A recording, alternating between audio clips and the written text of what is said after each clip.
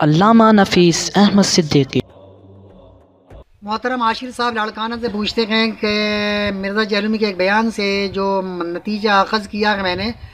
آپ بھی سن لیں اور اس کا مفہوم تھوڑی سی وضاحت فرما دیں کہ انہوں نے کہا ہے کہ سفر کے دوران رسول پاک جب نکلتے سفر کے لیے تو آپ ظہر کے وقت عصر کی نماز بھی پڑھ لیا کرتے تھے، جبکہ عصر کا وقت ابھی نہیں ہوا کرتا تھا، تو کیا وقت سے پہلے بھی نماز پڑھی جا سکتی ہے؟ اس ویڈیو میں جو کچھ انہوں نے کہا ہے وہ یہ ہے، مرزا جہلمی صاحب کا کہنا یہ ہے کہ بخاری و مسلم کی حدیث میں ہے کہ نبی اکرم صلی اللہ علیہ وسلم ظہر کے وقت سفر کے لیے نکلتے تو ادھر ہی مدینہ شریف کے اندر ظہر و عصر اکٹھی پڑھ لیتے، تو کیا مطلب ہے کہ عصر کا وقت تو ابھی شروع ہی نہیں ہوا تو جمع تقدیم ہو گئی؟ یہ واضح حدیث بخاری اور مسلم میں ہے، لیکن حنفی لوگ نہیں مانتے۔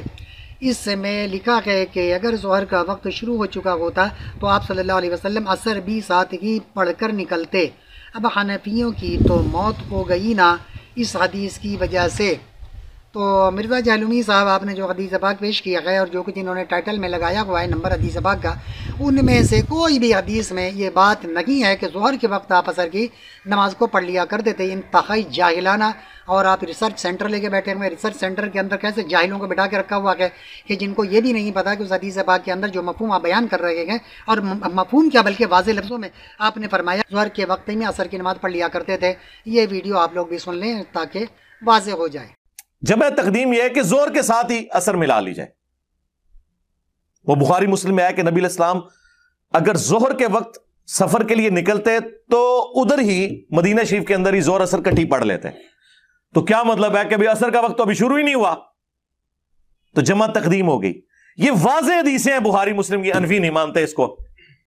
یہ واضح حدیثیں ہیں بخاری مسلم کی، انفی نہیں مانتے اس کو۔ اس میں لکھا ہوا ہے کہ اگر ظہر کا وقت شروع ہو چکا ہوتا تو آپ عصر بھی ساتھ ہی پڑھ کے نکلتے۔ اب حنفیوں کی تو موت ہوگی نا اس حدیث کی وجہ سے، کیونکہ یہاں تو جمع سوری ہوئی نہیں ہے، ظہر کا وقت داخل ہوا ہے۔ آپ نے دیکھ لیا جتنی حدیث پاک انہوں نے ٹائٹل میں پیش کیا، میں حدیث پاک میں سے چند ایک آپ کے سامنے پیش کر دیتا ہوں، اور آپ خود بھی بقیہ حدیثیں کھول کر دیکھ سکتے ہیں جس میں بالکل واضح لکھا ہوا ہے کہ ظہر کے وقت میں عصر کی نماز آپ نہیں پڑھتے تھے، بلکہ جب ایسا اتفاق ہوتا تھا تو ظہر کے وقت کو اتنی تاخیر کیا کرتے تھے کہ تاکہ عصر کے وقت کے قریب ہو جائے، اور ظہر کے وقت کو بالکل آخری وقت میں پڑھتے اور عصر کے وقتوں کو عصر کے شروع کے وقت میں پڑھ لیا کرتے تھے۔ تو اس طرح جمع دو نمازوں کو اکٹھے جمع کر لیا کرتے تھے۔ مثال کے طور پہ اگر آج کے ظہر کی نماز کا آخری جو وقت ہے وہ 5:10 کا آخری وقت ہے، تو کوئی شخص 5 بجے وہ نماز پڑھنا شروع کرتا ہے ظہر کا، تو 10 منٹ ابھی باقی ہے، اس نے 5-7 منٹ میں اپنی نماز مکمل کر لی، تو اب عصر کا وقت ہونے میں صرف 2-3 منٹ باقی رہ جاتا ہے۔ اس نے 2-3 منٹ توقف کیا، 2-3 منٹ کے بعد پھر جا کر اس نے عصر کی نماز پڑھ لی ہے۔ تو یہ ظہر کے وقت میں عصر کی نماز نہیں پڑھی ہے، نہ عصر کے وقت میں ظہر کی نماز پڑھی ہے، دونوں نمازوں کو اپنے وقت میں انہوں نے ادا کیا ہے۔ رسول پاک ایسا ہی کیا کرتے تھے، جیسا کہ 2-3 حدیثوں سے آپ کو بالکل واضح ہو جائے گا کہ ظہر کے وقت میں ظہر کی نماز، عصر کے وقت میں عصر کی نماز پڑھتے تھے۔ ہاں یہ ضرور ہے کہ جب ظہر عصر کو اکٹھے ملانا ہوتا تو آپ ظہر کی نماز کو تاخیر کرتے، بالکل عصر کے وقت کے قریب تر لے جاتے اور ظہر کی نماز پڑھتے، پھر چند منٹوں میں عصر کا وقت ہو جاتا تو پھر عصر کا وقت اول وقت میں پڑھ لیا کرتے تھے۔ تو اس طرح ہوتا تھا کہ دو نمازیں اکٹھے جمع ہو جاتی تھیں، تو آپ کو سفر میں بار بار اسٹے کرنے کی ضرورت نہیں پڑتی تھی۔ جب پہنچنا مقصود ہوتا تھا تو آپ یہ عمل کیا کرتے تھے، اور بسا اوقات مدینے میں آپ قیام کی حالت میں بھی آپ نے ایسا کیا ہے، اور جب پوچھا گیا تو آپ نے فرمایا کہ لوگوں کی سہولت کے لیے ایسا کیا گیا تاکہ لوگ مشکل میں نہ پڑیں۔ تو اس کی مختلف وجوہات ہو سکتی ہیں، وہ میرا ابھی موضوع نہیں ہے۔ اب آئیے، مرزا صاحب نے جو حدیث پیش کیا ہے 1106 بخاری شریف کی حدیث پاک ہے، میں اس حدیث پاک کو بھی آپ کے سامنے پیش کر دیتا ہوں، آپ اپنے اسکرین پہ دیکھ سکتے ہیں۔ یہ حدیث پاک آپ دیکھ لیں، میں پڑھ کے بھی سنا دیتا ہوں۔ حضرت سالم سے روایت ہے کہ ان کے والد محترم نے فرمایا جب آگے پہنچنے کی جلدی ہوتی تو نبی اکرم صلی اللہ علیہ وسلم مغرب اور عشاء کو جمع کر لیا کرتے تھے، یعنی وہی جو میں نے آپ کو بتایا کہ مغرب کو آخری وقت میں پڑھتے، عشاء کو شروع وقت میں پڑھتے، دونوں نمازوں کو اکٹھے کر لیا کرتے تھے۔ اور اس کی وضاحت ہے بخاری شریف حدیث نمبر 1109 میں پڑھ لیں، 2 حدیث کے بعد ہی ہے یہ حدیث پاک، 1109 کو پڑھ لیں۔ انہوں نے 9 کو تو پیش نہیں کیا ہے چونکہ ان کی وضاحت کی تردید ہو جاتی، تو آپ اس 9 کو پڑھ لیں، 1109 کو، تو آپ کو پتہ چل جائے گا۔ یہ میں بھی آپ کے سامنے پیش کر دوں، اور اسکرین پہ بھی آپ دیکھ رہے ہیں۔ حضرت عبداللہ بن عمر رضی اللہ تعالی عنہما نے فرمایا کہ میں نے رسول اللہ صلی اللہ تعالی علیہ وآلہ وسلم کو دیکھا کہ جب سفر کے دوران پہنچنے کی جلدی ہوتی تو نماز مغرب میں تاخیر کر لیتے، نماز مغرب میں تاخیر کر لیتے، یہاں تک کہ اسے اور نماز عشاء کو جمع کر لیتے تھے، مغرب کو آخری وقت میں جا کے پڑھتے اور عشاء کی نماز کو اول وقت میں پڑھتے، تو یوں پتہ چلتا ہے کہ دو نمازوں کو آپ نے اکٹھا پڑھ لیا ہے، نہ مغرب کے وقت میں عشاء کو پڑھتے،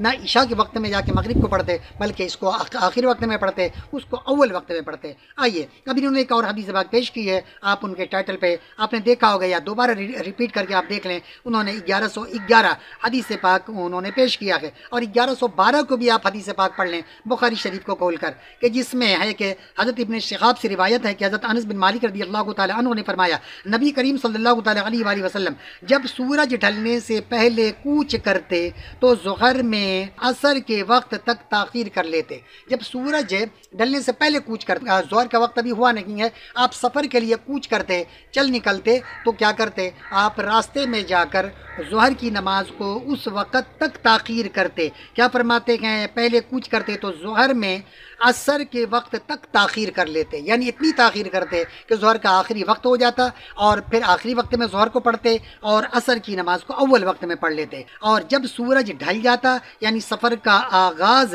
سورج ڈھلنے کے بعد کرتے، یعنی جب سورج ڈھل جاتا، اب ایسے وقت میں سفر شروع کرتے، سورج ڈھل چکا یعنی ظہر کا وقت ہو چکا ہے، تو پھر آپ کیا کرتے، صرف ظہر کی نماز پڑھتے، ظہر کے وقت میں عصر کی نماز نہیں پڑھتے، جو مرزا نے اس کے اندر کہا ہے کہ ظہر کے وقت میں عصر کی نماز پڑھ لیا کرتے تھے مدینے میں، بالکل غلط ہے، اس کے اندر واضح ہے، یعنی جب سفر کا آغاز سورج ڈھلنے کے بعد کرتے، یعنی ظہر کے وقت میں کرتے، ظہر کا وقت ہو چکا ہوتا تو ظہر کی نماز پڑھ کر پھر سوار ہوتے، واضح لفظوں میں کہ ظہر کی نماز پڑھ کر سوار ہو جاتے، عصر کی نماز ظہر کے وقت میں نہیں پڑھتے تھے۔ اب آئیے انہوں نے اس میں بخاری شریف میں ایک اور حدیث پاک پیش کیا ہے، وہ حدیث نمبر 1627 ہے، اس کو بھی دیکھ لیتے ہیں، جو اس موضوع سے متعلق ہی نہیں ہے، بالکل الگ حدیث پاک ہے۔ آئیے وہ بھی میں آپ کے سامنے پڑھ کر پیش کر دوں۔ حضرت عمر بن دینار رضی اللہ تعالی عنہ سے روایت ہے کہ میں نے حضرت ابن عمر رضی اللہ تعالی عنہ کو فرماتے ہوئے سنا، نبی کریم صلی اللہ تعالی علیہ وآلہ وسلم تشریف فرما ہوتے تو آپ صلی اللہ علیہ وسلم نے بیت اللہ کے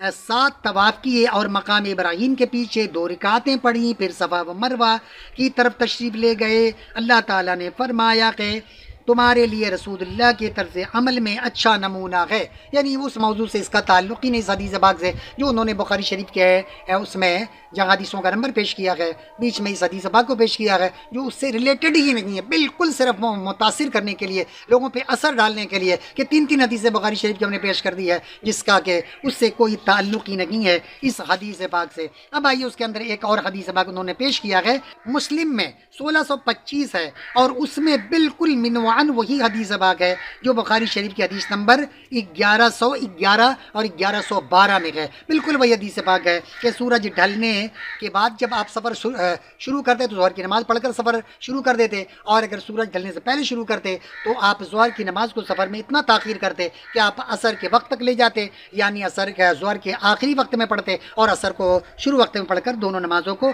اکٹھا کر لیا کرتے تھے۔ اس میں ایک اور حدیث پاک انہوں نے مسلم شریف کے ہیڈنگ میں انہوں نے لگایا ہوا ہے 1621 نمبر، آپ بھی دیکھ لیں، جو کہ حدیث پاک میں ہے، انہوں نے تو واضح نہیں کیا نہ حدیث پاک کو دکھایا۔ اس میں حضرت ابن عمر رضی اللہ تعالی عنہما سے روایت ہے کہ رسول اللہ صلی اللہ تعالی علیہ وآلہ وسلم کو جب چلنے کی جلدی ہوتی تو مغرب اور عشاء کی نمازیں جمع کر لیا کرتے تھے، مغرب اور عشاء کی نمازیں جمع کر لیا کرتے تھے۔ تو کیسے جمع کیا کرتے تھے؟ اس طرح جمع کرتے تھے کہ مغرب کو آخری وقت میں پڑھتے اور عشاء کو اول وقت میں پڑھتے، تو اس طرح دونوں نمازیں آپس میں جمع ہو جاتی، لیکن دونوں نمازیں اپنے وقت میں پڑھا کرتے تھے۔ ایسا نہیں ہے کہ مغرب کے وقت میں عشاء کی نماز پڑھ لیا کرتے تھے۔ اور پھر انہوں نے اس کے اندر ایک اور حدیث پیش کی ہے، حدیث نمبر 1107 ہے، وہ غیر متعلقہ حدیث ہے، اس کا بھی اس سے کوئی تعلق نہیں ہے۔ اس میں کیا ہے، حضرت میمونہ رضی اللہ تعالی عنہا سے روایت ہے کہ انہوں نے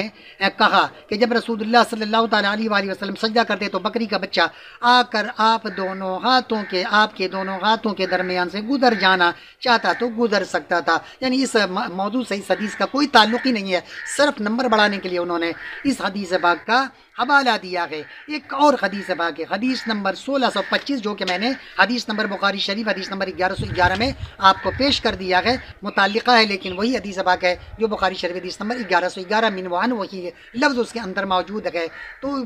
اس سے پتہ نہیں کیا سمجھانا چاہتے ہیں۔ اور پھر اس کے اندر انہوں نے مسلم شریف کی حدیث پاک 1628 سے لے کر 1637 تک کی جو حدیث پاک اس میں لکھا انہوں نے، وہ حدیث پاک ٹوٹلی انہوں نے جو کہا ہے کہ ظہر کے وقت میں عصر کی نماز پڑھ لیا کرتے تھے، کسی حدیث کے اندر یہ بات موجود نہیں ہے، بالکل اس کے خلاف ہے۔ بلکہ ایک حدیث پاک میں آپ کے سامنے پیش کروں، وہ حدیث پاک ہے 1636۔ ایک دن حضرت ابن عباس رضی اللہ تعالی عنہ عصر کے بعد ہمیں خطاب کرنے لگے، عصر کی نماز کے بعد خطاب کرنے لگے، حتیٰ کہ سورج غروب ہو گیا اور ستارے نمودار ہو گئے، اور لوگ کہنے لگے نماز نماز۔ پھر ان کے پاس بنو تمیم کا ایک آدمی آیا جو نہ تھکتا اور نہ باز آ رہا تھا، اب نماز نماز کہے جا رہا تھا۔ حضرت ابن عباس رضی اللہ تعالی عنہما نے کہا تیری ماں نہ ہو، تو مجھے سنت سکھا رکھا ہے۔ پھر کہا میں نے رسول اللہ صلی اللہ تعالی علیہ وآلہ وسلم کو دیکھا ہے کہ آپ نے ظہر و عصر کو اور مغرب اور عشاء کو جمع کیا ہے، یعنی آپ سورج غروب ہو چکا تھا تو لوگ کہہ رہے تھے نماز نماز، یعنی مغرب کی نماز پڑھیں، تو آپ نے کوئی کان نہیں دھرا ان لوگوں کی باتوں پر، آخر میں جا کر چڑھ کر کہا کہ تیری ماں نہ ہو، تو مجھے سنت سکھا رکھا کہ ہم نے دیکھا کہ رسول پاک جب کسی کام میں مصروف ہوتے تو آپ ظہر اور عصر کو اور مغرب اور عشاء کو یا سفر کے دوران آپ ملا کر پڑھا کرتے تھے، تو آپ واضح نصیحت کر رہے ہوں گے، تو آپ نے چاہا ہوگا کہ مغرب کو اس کے آخری وقت میں پڑھ لیں اور عشاء کو اس کے اول وقت میں پڑھ لیں، یعنی دونوں نمازوں کو اکٹھا کر لیں۔ تو اس طرح انہوں نے کیا ہے، اور پتہ نہیں مرزا کہاں سے یہ حدیث پاک لے کر آیا ہے کہ نماز